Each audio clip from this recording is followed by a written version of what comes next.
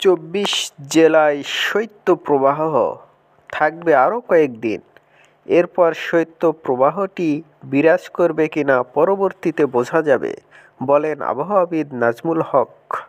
Please subscribe and click bell icon to get more update. দেশের ২৪টি জেলার উপর দিয়ে মৃদু থেকে মাঝারি মাত্রার শৈত্যপ্রবাহ বয়ে যাওয়ার কথা বলছে আবহাওয়া অধিদপ্তর। এই পরিস্থিতি চলতে পারে আরও কয়েকদিন।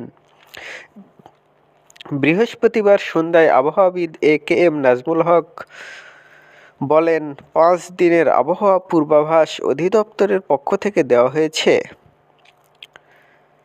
সে হিসেবে শৈত্যপ্রবাহটি আগামী সোমবার পর্যন্ত বিরাজ করতে পারে। এরপর এ শৈত্যপ্রবাহটি বিরাজ করবে কিনা পরবর্তীতে বোঝা যাবে। তবে বলা যাচ্ছে শৈত্যপ্রবাহটি আরও কিছুদিন বিরাজ করবে।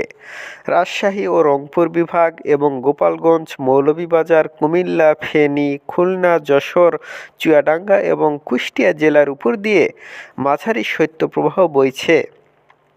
মোট ১৭টি পর্যবেক্ষণাগারে রেকর্ড হওয়া তাপমাত্রা অনুযায়ী এ তথ্য পাওয়ায় কথা বলেন নাজমুল হক।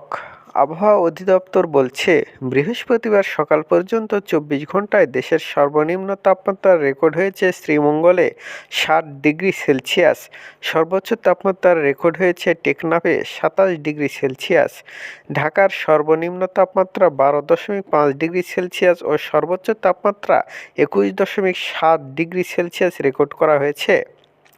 আগামী ৫ দিনের আবহাওয়ার পূর্বাভাসে বলা হয়েছে, বৃহস্পতিবার থেকে সোমবার আকাশ অস্থায়ীভাবে আংশিক মেঘলা এবং সারা দেশের আবহাওয়া শুষ্ক থাকতে পারে।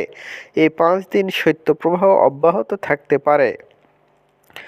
এ সময়ে নদী অববাহিকায় মধ্যরাত থেকে সকাল পর্যন্ত মাঝারি থেকে ঘন কুয়াশা থাকতে পারে এবং কোথাও তা দুপুর পর্যন্ত অব্যাহত থাকতে পারে বলেও তুলে ধরা হয়েছে পূর্বাভাসে। আবহাওয়া অধিদপ্তর জানিয়েছে, শুক্রবার সারা দেশে রাতের তাপমাত্রা সামান্য কমতে পারে এবং দিনের তাপমাত্রা প্রায় অপরিবর্তিত থাকতে পারে। শনিবার সারা দেশে রাত এবং দিনের তাপমাত্রা সামান্য কমতে পারে। রোববার সারা দেশে রাতের তাপমাত্রা সামান্য কমতে পারে এবং দিনের তাপমাত্রা প্রায় অপরিবর্তিত থাকতে পারে এবং সোমবার সারা দেশে রাত এবং দিনের তাপমাত্রা প্রায় অপরিবর্তিত থাকতে পারে বলা হয়েছে পূর্বাভাসে। Please subscribe and click bell icon to get more update. Thanks.